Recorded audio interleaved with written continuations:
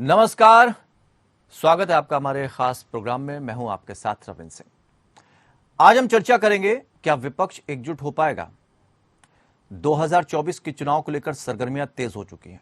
मकसद सबका एक है और वो है बीजेपी को सत्ता से उखाड़ फेंकना। लेकिन यहां सवाल अगर किसी पार्टी का होता तो अलग बात थी। बात है पीएम मोदी और गृहमंत्री अमित शाह की रणनीतियों और उनके काम करने के तरीके की काट ढूंढ निकालना। विपक्षी दलों के सामने दिक्कत यह है कि वो जो भी दांव इन दोनों के खिलाफ चलते हैं वो कुछ समय तक के लिए तो ठीक रहता है, उनके पक्ष में रहता है, लेकिन कुछ ही समय बाद उनका दांव उल्टा उन पर ही भारी पड़ जाता है। ताजा उदाहरण महाराष्ट्र का है, जहां एनसीपी के चाणक्य कहे जाने वाले शरद पवार ने जब बीजेपी को पटकनी दी तो जमकर वाहवाही लूटी। यहां तक कि इतिहास के उलट कट्टर हिंदुत्व की विचारधारा वाली पार्टी से गठबंधन करके इतिहास लिख दिया। लेकिन कुछ ही समय बाद दांव उल्टा पड़ गया। उद्धव ठाकरे की हालत ऐसी हो गई कि उन्हें पार्टी के सिंबल के दावे को लेकर अदालत में चक्कर काटने पड़ रहे हैं और अभी तक लड़ाई जारी है। इसलिए 2024 में लड़ाई विचारधारा या सत्ता पर काबिज होने तक ही सीमित नहीं है, बल्कि असल लड़ाई है रणनीति, पीएम के सामने अच्छी छवि वाले चेहरे और जनता के दिल में जगह पाना। ये 3 बिंदु हैं। अब इतने बिंदुओं को लेकर विपक्ष को एकजुट होना है, वो भी तब जब ममता बनर्जी नाराज हो गई थी। हालांकि हाल में उन्होंने विपक्षी एकता कायम रखने का दावा किया। शरद पवार पीएम के चेहरे से पहले ही मुकर चुके हैं। यहां तक कि राष्ट्रपति चुनाव में भी शरद पवार पीछे ही रहे।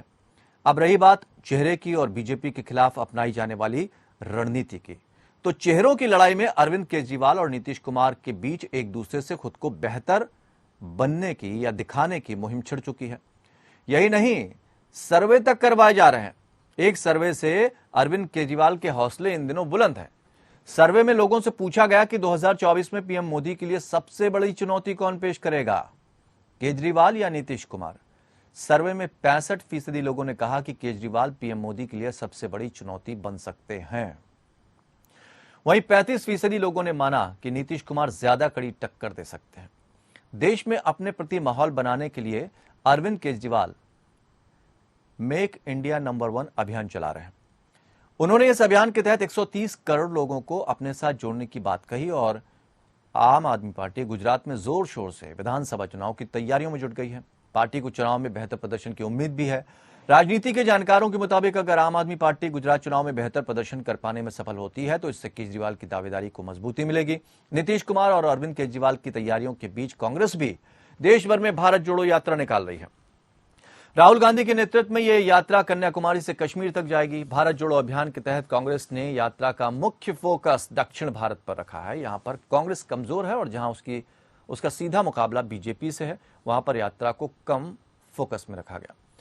राजनीति के जानकारों की माने तो उनके मुताबिक कांग्रेस की मुख्य रणनीति यह है कि जिन राज्यों में वो मजबूत है वहां यात्रा के जरिए अपने को और मजबूत करके लोकसभा में अपनी सीटों की संख्या उसे बढ़ाना है। ममता बनर्जी की भी अपने को पीएम पद की रेस के लिए मजबूत उम्मीदवार दिखाने की तैयारी है। इसके लिए वो बीजेपी के प्रति कड़े बयानों और तेवरों को अपना रही हैं और मुद्दे पर पीएम मोदी को घेर रही हैं। ममता बनर्जी इसके साथ ही बिहार, यूपी, झारखंड में मजबूत गठबंधन बनाकर अपनी मौजूदगी और दावेदारी को मजबूत करने की दिशा में काम कर रहे हैं। अब सब अपनी अपनी डफली, अपना अपना राग। रथ एक है, घोड़े कई हैं और हर घोड़ा अपनी अपनी दिशा में भागने की अगर कोशिश करेगा तो रथ एक दिशा में कैसे जाएगा। और यह है 2024 का रथ। 4 खास मेहमान इस चर्चा में हमारे साथ शामिल हैं, हम जिनसे चर्चा को आगे बढ़ाएंगे। प्रोफेसर के त्रिपाठी, प्रवक्ता जेडीयू, और मुकलेश शेख, नेता एनसीपी। डॉक्टर अरुणेश कुमार यादव कांग्रेस की तरफ से अपना पक्ष रखेंगे। प्रोफेसर भुवन भास्कर जोशी हमेशा मुस्कुराते रहते हैं, समाजवादी पार्टी की तरफ से हमारे साथ जुड़ेंगे। आप सभी मेहमानों का बहुत बहुत स्वागत है। तो चलिए, सबकी मुस्कुराहट को हम ये कहते हैं कि इसी तरह से मुस्कुराहट बनी रहे। भुवन जी, आपकी भी और बाकी जो प्रवक्ता जुड़े हैं, क्योंकि जब आप लोग मुस्कुराते हैं तो हमें लग रहा कि जो लोग आपको देखते हैं वो भी मुस्कुराते होंगे। लेकिन चर्चा यहाँ बड़ी गंभीर है और 2024 की है। जेडीयू से हमारा पहला सवाल है, के त्रिपाठी जी। एक रथ है 2024 का, लेकिन दिशाएं सबकी अलग, और सर्वे जो निकलकर सामने आया है उसमें अरविंद केजरीवाल को ही नीतीश कुमार की टक्कर में देखा जा रहा है और ये कहा जा रहा है कि अगर मोदी को अगली चुनौती कोई दे सकता है तो वो अरविंद केजरीवाल ही दे सकते हैं। क्या कहना चाहेंगे? रविंद्र जी, हम तो अभी कैंडिडेटर तो हमारे माननीय नीतीश कुमार जी हैं नहीं, पहली बात मैं ये कह रहा हूँ। नीतीश कुमार ने बिहार से एक पहल शुरू की है जी। कि पूरे देश में जो विपक्ष में लोग हैं उनको एक प्लेटफॉर्म पे ला करके फिर हम चर्चा करके बैठ करके किस तरीके से 2024 में भारतीय जनता पार्टी को शिकस्त दे, इसके लिए एक हमारा प्रयास है। हमारा प्रयास तो कैंडिडेटर उन्होंने उसी दिन कह दिया और जिस दिन वोट लिया कि हम ये कैंडिडेट नहीं है प्रधानमंत्री। लेकिन के त्रिपाठी जी, इसी तरह की एक कोशिश ममता बनर्जी ने भी की थी। नहीं, देखिए ममता बनर्जी में और माननीय नीतीश कुमार में जमीन आसमान का।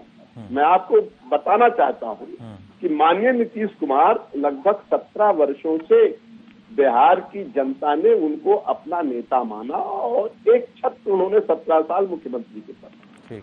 और दूसरा सवाल ये है कि वो केंद्र में भी कृषि मंत्री और रेल मंत्री रहे। एक बेदाग है, परिवारवाद से दूर है और नॉर्थ इंडिया में अगर देखा जाए तो उससे बेहतर कोई चेहरा नहीं। और कम बोलते हैं, उनका काम बोलता है। आप जानते हैं रवीन जी, सारे लोगों के प्रचार और प्रसार टीवी पे खूब आते हैं। आपने देखा होगा, चाहे वो केसीआर का देखें, चाहे वो राजस्थान के सीएम का देखें, चाहे वो केजरीवाल का देखें। शरद पवार जी के लिए क्या कहना है? प्रचार करते हैं, लेकिन क्या शरद पवार जी के लिए क्या कहना है जी? शरद पवार जी बोले। देखिए शरद पवार की बात हम नहीं करते, तो हमारा तो प्रयास है, तो सबसे मिल रहे हैं। ठीक है, जितने भी पक्ष के लीडर हैं, मुकेश शेख जी, सबको एक प्लेटफॉर्म एकजुटता कैसे रह पाएगी? और सब अपने अपने कैंडिडेट को बेहतर बता रहे हैं। एक मिनट के त्रिपाठी मुकेश जी बोलिए। आपकी तरफ से भी कोई चेहरा है रेस में? अब तो अरविंद केजरीवाल मजबूती से दावा ठोक रहे हैं कि सर्वे में उनका नाम सबसे आगे चल गया है, बाकी कोई नेता उनके आसपास नहीं ठहरता। जी, मैं ये आपको बताना चाहता हूँ सिंह साहब, जब शरद पवार साहब राजनीति में आए ना तो अरविंद केजरीवाल के नाम निशान नहीं था। ठीक है, लोगों का ओपिनियन है, लोगों में सर्वे में आगे आ रहा है और हम सब एक हैं, वो अलग बात है। लेकिन हमारा राष्ट्रीय नेता शरद पवार साहब सीनियर है, सभी लीडर के सीनियर है। उनसे प्राइवेट सर्विस सलाह लिया करते थे और लेते भी है। आज भले हम विपक्ष में है, महाराष्ट्र की सरकार हमारी नहीं रही, ईडी और सीबीआई के माध्यम से इन्होंने सरकार बना लिया देवेंद्र जी ने, शिंदे साहब को रख के। तो मैं ये बताना चाहता हूँ कि दावा कोई भी ठोक सकता है, कोई भी मतलब अपना सपना दे सकता है। लेकिन जितनी तेजी से अरविंद केजरीवाल ने उपस्थिति दर्ज कराई है, उतनी तेजी से पंजाब पे कब्जा भी कर लिया। जी, पंजाब में कब्जा तो दिल्ली पे भी, पंजाब पे भी।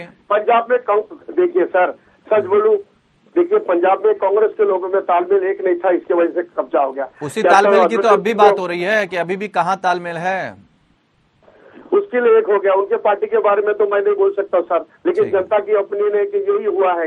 पंजाब में खिचड़े बांटने के चक्कर में खुद ही खा लिया गया। डॉक्टर अरुण जी, पंजाब में कांग्रेस में तालमेल नहीं था, इसलिए मात खा गए। तो ये जो तालमेल वहां कायम नहीं था, अब तो बहुत बड़ा एरिया आपके लिए। 2024 का चुनाव है, सबको एक करने की बात आ रही है, लेकिन सब अपना अलग अलग भाग रहे हैं, सब खुद को ताकतवर दिखाने की कोशिश कर रहे हैं। बीजेपी का काम तो वैसे ही आसान हो गया। 2024 में एक हो जाएंगे सिंह साहब। सीबीआई ईडी अभी भी सबके घर में थापा मार रही है, सभी को तंग किया जा रहा है। वो तो कांग्रेस के टाइम पे भी मारती थी। आना है तो सत्ता की गद्दी तक। ठीक है, अरुण जी से सवाल है। बीजेपी के खिलाफ लड़ना पड़ेगा, मोदी के अरुण जी, मोदी को हरवाना पड़ेगा, अमित शाह को जमीन पंजाब इसी चक्कर में गंवा दिया और अब 2024 की एकता कैसे संभव हो पाएगी? आप लोग तो पहले से ही भारतीय जनता पार्टी का काम आसान किए हुए हैं। देखिए, राजनीति में एक बार हार या एक बार जीत महत्व तो नहीं रखती है। राजनीति एक विचारधारा पे चलती है और इसमें आपको लगातार प्रयास करने होते हैं। ठीक है, हमारा जो पंजाब में जो हमने जो रणनीति बनाई, वो रणनीति हमारी सफल नहीं हुई कुछ आंतरिक कारणों से, और उसमें और भी बहुत सारी चीजें थी। लेकिन इसका मतलब ये नहीं है कि आगे जो हमारी रणनीति बनेगी वो भी कामयाब नहीं रहेगी। लेकिन वहाँ की रणनीति भी चेहरे पर ही कायम थी। जिस तरह से अमरिंदर बनाम सिद्धू चल रहा था, उसी तरह से राजस्थान में भी चल रहा है। गहलोत बनाम सचिन पायलट। वो समस्या, उसका समाधान हो चुका है और उस पे बैठ के चर्चा भी हो चुकी है। पार्टी आलाकमान ने वहाँ पे समाधान निकाला है, रास्ता वहाँ निकल गया है। और आदमी को खासतौर से राजनीति में अपनी गलतियों से सीखना चाहिए। तो जो राजनीति में एक परंपरागत बात है, जनता से डायरेक्ट कनेक्ट करना, तो फिलहाल हम उसकी तरफ ध्यान दे रहे हैं। जो लोगों से कहीं ना कहीं नहीं, एक जनता पार्टी से का तो एक कनेक्ट आप कैसे भी हो सकते कम्युनिकेशन हैं, एक सोशल गैप- मीडिया के एक जरिए हो गैप बन सकते गया था। हैं, लेकिन पहले तो अपने उस लोगों से तो गैप कनेक्ट को- होइए। नहीं, हम अरुण लोग जी। आपस में कनेक्ट हैं जी, हाँ। बिल्कुल, और बिल्कुल हम लोग आपस में कनेक्ट हैं, और चुनाव भी हो रहा है, अध्यक्ष पद का एक चुनाव है जो अक्टूबर के महीने में हमारी होगा, और आवाज से हम बिल्कुल एक सपोर्ट में लोकतांत्रिक कांग्रेस प्रक्रिया के लेकिन तहत मैंने ये अपनी चुनाव चीज को होना है। मेरे पर्सनल और व्यक्ति इसमें ठीक है। दूसरी जो बात है कि विपक्षी एकता सारे की, चीजों में तो हमें जो ये ठीक है हमारी भुवन जी, रैली चल रही ठीक है अरुण जी, एक समझ गए हम। मिनट, एक मिनट। भुवन जी से भी सवाल ले लें। कांग्रेस के भुवन वरिष्ठ जी, नेताओं में आपस में जोड़ी संबंध बहुत होना मेहनत रहती चाहिए। है। बड़ी पार्टी है, हम मुकेश जी उनको आ रहे हैं, सलाम करते मुकेश हैं, जी, हम उसके मुकेश जी, सहयोग में हैं। मुकेश जी, मुकेश जी आ रहे हैं। अभी तो चर्चा शुरू हुई है, अभी है समय हमारे पास। भुवन जी को भी समय दे दें, नहीं तो फिर वो दिक्कत हो जाएगी कहीं ना कहीं।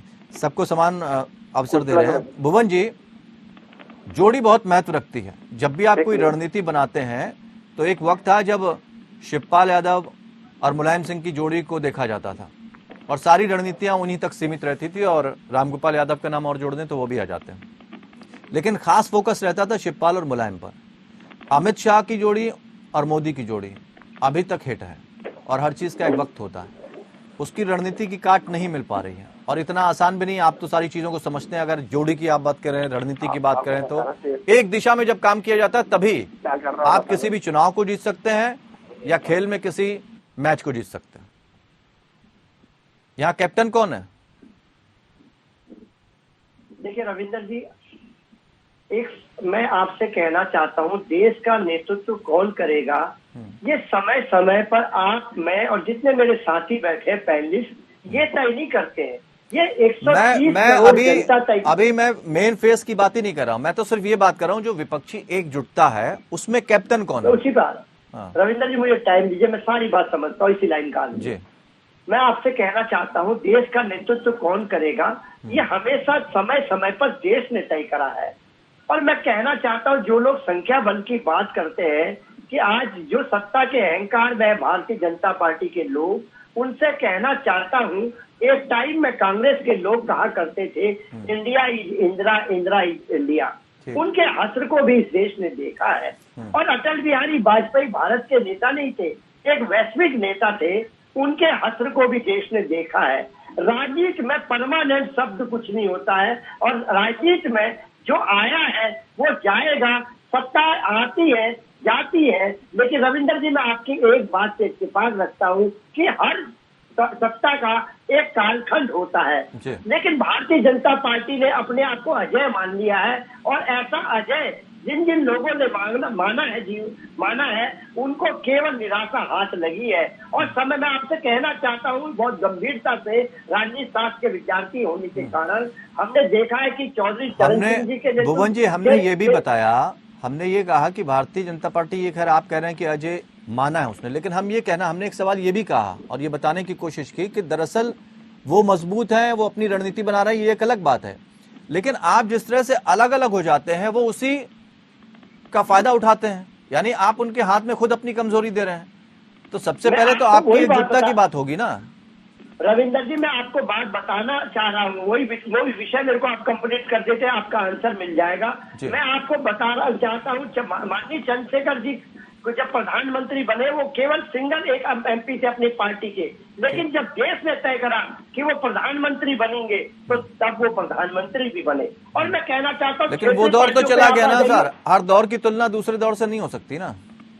इतिहास अपने आप को दोहराता भी है, ये भी आपने रविंदर जी पढ़ा होगा। के त्रिपाठी जी, चूंकि एकजुटता की बात आ रही, लेकिन तुलनात्मक अध्ययन तो जनता भी करती है और आप लोग भी करते होंगे, उस पर रणनीति बनाते होंगे।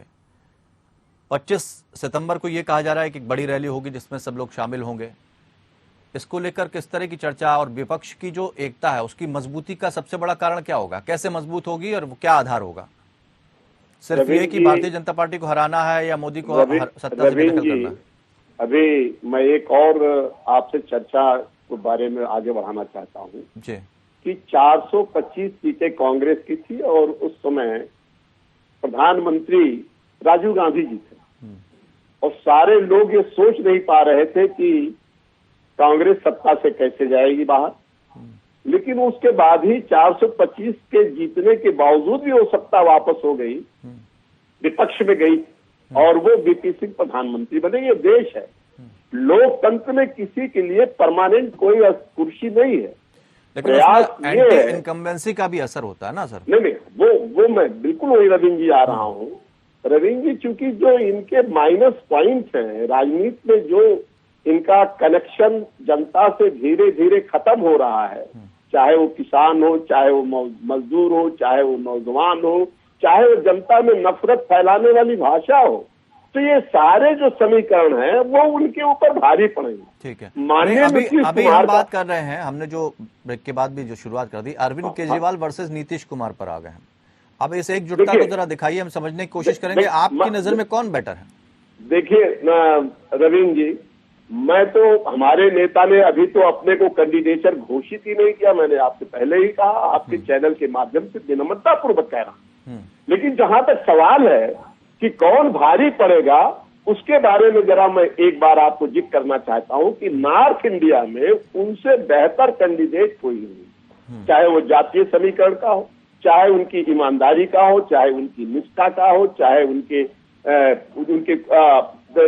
एक भी दाग भ्रष्टाचार का नहीं, परिवारवाद तक दूर हो गई। मैंने इसलिए कहा दूसरा कि एक सवाल और है, तेजी बनाम अनुभव की बात हो बिहार रही में है। उन्होंने काम किया है रविंद्र जी, जो बिहार में उन्होंने काम किया है वो पूरी दुनिया जानती है, वो काम के द्वारा ही जाने जाते हैं। तभी सीटें घट गई, और हिंदी तभी सीटें घट गई ना, बीजेपी तो यही कह रही है ना, तभी सीटें घट गई आपकी। रविंद्र जी देखिए, ये तो हमारे साथ भारतीय जनता पार्टी का जो खेल हुआ है, जो खेला किया है भारतीय जनता पार्टी, जो सैबोटेज किया है, गठबंधन के साथ धर्म नहीं निभाया है, उसके कारण हमारी सीटें कम हुई। मुकेश जी, एक सवाल यहाँ ये भी समझना चाहेंगे, जो दौर है वर्तमान वो हाईटेक हो चुका है, सोशल मीडिया के जरिए अपनी बात को बहुत आसानी से लोगों तक पहुंचाया जा सकता है, और वही एक सर्वे की हम भी बात कर रहे हैं, क्योंकि जो सर्वे में आया है कि 65% जो वोट है वो अरविंद केजरीवाल को मिला है नीतीश के रविंद्र जी, अगर मुकाबले आप अगर 77 को देखें, मुकेश जी के मुकेश जी से सवाल, रविंद्र जी, जेपी बाबू के पास कुछ नहीं था। आज हिंदुस्तान में क्रेडिबिलिटी है, अगर नेता की क्रेडिबिलिटी है तो आपके ऊपर ठीक है, ये मुकेश जी से सवाल है। और इसके पहले भी जो देश में परिवर्तन हुआ है जेपी आंदोलन के द्वारा, जेपी आंदोलन की क्रेडिबिलिटी, ठीक है त्रिपाठी जी, और वो क्रेडिबिलिटी, ठीक है, मैं समझ गया आपकी बात, हर व्यक्ति अपने कैंडिडेट को बड़ा बताती है, और देश में अन्य नेताओं। त्रिपाठी जी, मुकेश जी से सवाल है, त्रिपाठी जी, मुकेश जी से सवाल है जी। मुकेश जी, वर्तमान दौर बदल चुका है, तेजी बनाम अनुभव, 65% केजरीवाल को वोट मिला है सर्वे में, आपको दोनों में से कौन बेहतर नजर आ रहा? देखिए, सर्वे एक अलग चीज होते हैं और सर्वे किया जाता है। देखिए, सर्वे तो हमेशा आपने देखा होगा कि ये बीजेपी के लोगों का जो सर्वे आया था यूपी के चुनाव पे, वो बहुत ही अलग दिखा रहे थे, लेकिन वो पीछे जा रहे थे, फिर अचानक वो जीत भी जाते हैं। तो ये सर्वे के ऊपर मैं तो सर उसके बारे में हटा दीजिए, आप अपनी राय बता दीजिए। जी सर, सर्वे हटा दीजिए, अपनी राय बताइए। मेरी राय तो ऐसा है कि देखिए, उसमें ममता बनर्जी भी शेरनी है, बंगाल के टाइगर है, नीतीश कुमार जी है, उससे बेहतरीन जो है केजरीवाल भी है। लेकिन मैं मेरा लीडर की बात कहूंगा कि मेरे लीडर जो सीनियर है, सबसे सीनियर है, सबसे गुरु है, आदरणीय शरद पवार महाराष्ट्र किंग है। हमारे नेक्स्ट टाइम अगर प्राइम मिनिस्टर अगर कोई होगा तो आदरणीय शरद पवार होगा, ऐसे हमारी कार्यकर्ता की इच्छा है। ठीक है, कि हम शरद पवार को चाहते हैं जो जी। सवाल वही है, क्योंकि सर्वे की बात आती तो हम जरा आपसे भी समझ लें कि अगर नीतीश कुमार अरविंद केजरीवाल की बात आ रही है, सर्वे हो रहा, तो कौन बेटर नजर आ रहा है आपको? देखिए, इस समय ये महत्वपूर्ण नहीं है कि प्रत्याशी कौन बेहतर है, नीतीश जी बेहतर है, केजरीवाल जी बेहतर है, ममता जी बेहतर है, माननीय शरद पवार। मैंने प्रत्याशी की बात ही नहीं करी, हम तो अभी सर्वे सवाल ये है कि और 2 नाम आपको दे दिए, इन 2 नामों में कौन बेटर नजर आ रहा है आपको? इस समय देश को कौन बचा सकता है, इस समय आम आदमी की आवाज कौन उठा सकता है, गरीबों, किसानों, मजदूरों के लिए कौन संघर्ष कर सकता है। तो वो सब बात ठीक है आपकी, वो तो हम विकल्प अगर वो देखा जब जाए चुनावी रणनीति की बात करेंगे तब कर लेंगे ना। यहाँ तो हम बात कर रहे हैं विपक्षी एकजुटता को लेकर, और साथ ही हम ये भी जानना चाहते हैं, अरुण जी मूल सवाल का जवाब दीजिए ना। पार्टी है तो कांग्रेस के साथ सभी जितने भी दल हैं इनको आना पड़ेगा, जो समाज विचारधारा के अरुण जी मूल सवाल का जवाब दीजिए। चुनाव लड़ना पड़ेगा, इधर उधर मत जाइए, राहुल गांधी का नाम बोलो, इसके बाद इधर उधर मत जाइए, प्रधानमंत्री कैंडिडेट बनाया जाए। जी इधर उधर मत जाइए। आपका सिर्फ नेता सिर्फ हमने ये मैं पूछा उसी है सवाल पे ही कह रहा हूँ कि देखना चाहता हूँ। पहले हमें मिलके चुनाव लड़ना है, जो समान विचारधारा की पार्टी वो मिलके वो चुनाव अलग लड़े, बात है। और फिर अभी जो उसके दो नाम बाद हमने तय लिए, होगा। अभी जो दो नाम हमने जी। लिए उसमें कौन बेटर अनुभव नहीं बेटर है देखिए, या अरविंद इसमें केजरीवाल मैं की तेजी टिप्पणी बेटर? नहीं कर सकता कि कौन बेहतर है। हाँ। मेरे हिसाब से इस समय देश की जो समस्याएं हैं, युवाओं की जो साहब, आप समस्या ऐसे है, पूछ रहे हैं कि आम मुझे तो आदमी कल की जो इनसे निकाल दिया समस्या है, पार्टी से। उस पे काम करना ज्यादा एक मिनट महत्वपूर्ण है। अरुणेश जी, ना एक कि मिनट ये अरुणेश जी, महत्वपूर्ण है अरुणेश जी एक कि मिनट, प्रधानमंत्री कैंडिडेट अरुणेश कौन जी एक बेहतर मिनट, होगा। अरुणेश जी जी मैंने प्रधानमंत्री की तो बात ही नहीं करी। जी हम तो, हमारा टॉपिक अभी भी वही है, विपक्षी एकजुटता, और हम ये समझने की जी। कोशिश कर रहे हैं। दो नाम हमने गिनाए, उसमें कौन बेटर लग रहा है आपको? क्योंकि दोनों अपनी अपनी चुनौती और उनपे जो सर्वे है भाई उसको लेकर हमने आपसे बात करी। निश्चित तौर पे नीतीश कुमार जी का तजुर्बा ज्यादा है, बस ये ज्यादा मैं तो पूछना नीतीश चाहता हूं। कुमार भुवन जी बेहतर प्रत्याशी है, और नीतीश कुमार जी सबको साथ लेके चल रहे हैं, तो भुवन जी। स्वागत है, वो सबको एक साथ जोड़ेंगे, काम ठीक करेंगे। है भुवन जी, आपकी बारी। देखिए, मैं तो आपसे पहले भी कह चुका हूँ रविंदर जी, इसका अभी समय है, और राष्ट्र एक समाजवादी पार्टी के कार्यकर्ता होने के स्पष्ट बोलिए कारण जोशी जी। हम सब समाजवादी लोगों की भावनाएं जोशी जी हैं स्पष्ट कि बोलिए। समाजवादी लोगों की भावना होती कि आदरणीय अखिलेश यादव जी देश का नेतृत्व करें। नहीं लेकिन वो जैसा कि देखिए माननीय अखिलेश- भुवन जी, आपसे भी वही माननीय सवाल है, अखिलेश- हमने सिर्फ ये माननीय पूछा। अखिलेश, अभी मैं सारी समझ- चीजें हटा गोल दीजिए, कर रहे हैं। सारी चीजें हटा दीजिए आप- भुवन जी, सारी गोल चीजें। मोल कर रहे हैं भुवन जी। मैं इसीलिए सीधा जवाब चाहता हूं, और विपक्षी एकता का मतलब यही है, कम से कम समझ तो आए कि अगर ये दो चेहरे कह रहे हैं, सर्वे रिपोर्ट में आ रहा है कि 65% वहां, आपकी स्थिति क्या कहती है? आप अगर डिसीजन लेते हैं, आपको लगता है, तो किसको पक्ष में जाना चाहेंगे? कौन बेटर है इनमें से? कौन चुनौती पेश कर पाएगा? देखिए, मैं निश्चित तौर पे कहना चाहता हूं, आदरणीय अखिलेश यादव जी ने जैसा कि कहा है, हम उनके बयानों को जैसा कि पूरा देश देख पा रहा है, उन्होंने कहा है कि निश्चित तौर पर वो विपक्ष को एक करने का काम करेंगे। हमारी पार्टी का सोच यही है कि हम विपक्ष को एक करने का काम करेंगे, और निश्चित तौर पे अरे इनका आप अनुभव क्लियर ज्यादा जवाब है। दीजिए ना, भुवन जी एक लाइन में जवाब दीजिए ना, मैं आ रहा हूँ, जिनका भुवन जी, अनुभव समय ज्यादा कम है ना, निश्चित इसलिए तौर पे सीधा। नीतीश कुमार भुवन जी घुमा रहे हैं। बहुत अनुभव। नीतीश कुमार जी। अरविंद जी, भुवन जी घुमा रहे हैं। मुकेश जी जल्दी से बात बताइए, क्या कहना चाह रहे थे हमसे आप? मैं नीतीश कुमार के फेवर में जाना चाहूंगा। माननीय शरद पवार साहब हमारे प्राइम मिनिस्टर बनेंगे और हम मान रहे हैं, लेकिन नहीं हुआ तो हम नीतीश कुमार को वोट करेंगे। चलिए, तीनों लोग नीतीश कुमार कह रहे हैं, तो ये खुशी होगी कहीं ना कहीं जेडीयू के लिए। ठीक है, अरविंद केजरीवाल किसी की समझ में नहीं आ रहा है, भले हमारे साथ है, हम विपक्ष में, लेकिन समझ में नहीं आता है कब क्या हो जाता है, कब क्या कर लेते हो। चलिए, आप सबके सामने कहीं चुनौती तो नहीं खड़ी कर रहे हैं अरविंद केजरीवाल? ये भी हो सकता है क्योंकि वो अपनी एक अलग दिशा में जा रहे हैं, उनका एक अलग, उनकी बातों को किसी के समझ में नहीं आता है। चलिए ठीक है, बहुत बहुत शुक्रिया आप सभी का हमारे साथ इस चर्चा में शामिल होने के लिए। मुझे लगता है थोड़ा और वक्त होना चाहिए था, तो हम और आगे ले जाते इस चर्चा को, लेकिन सवाल यही है कि अरविंद केजरीवाल तेजी से अकेले भागे जा रहे हैं। पंजाब जीतने के बाद उन्हें ऐसा लग रहा है कि हम देश जीत लेंगे, लेकिन देश सिर्फ आम आदमी पार्टी से नहीं बनता। देश की बात आप कर सकते हैं जब विपक्षी एकजुटता की भी आप बात करेंगे, क्योंकि अकेले जाकर कोई भी युद्ध नहीं जीता जाता। लेकिन सवाल यह भी है कि आप जिनको चुनौती देना चाह रहे हैं वो पूरे देश में है, और वो अपनी ताकत का एहसास कर रहे हैं, वो अपने काम को लेकर लोगों के बीच जा रहे हैं, वो अपनी रणनीति से आपको घेरने की कोशिश कर रहे हैं, और आप वहां पर मात खा रहे हैं। अगर आपके पास एकता नहीं है तो आप इस लड़ाई को कैसे जीतेंगे, ये बड़ा सवाल है।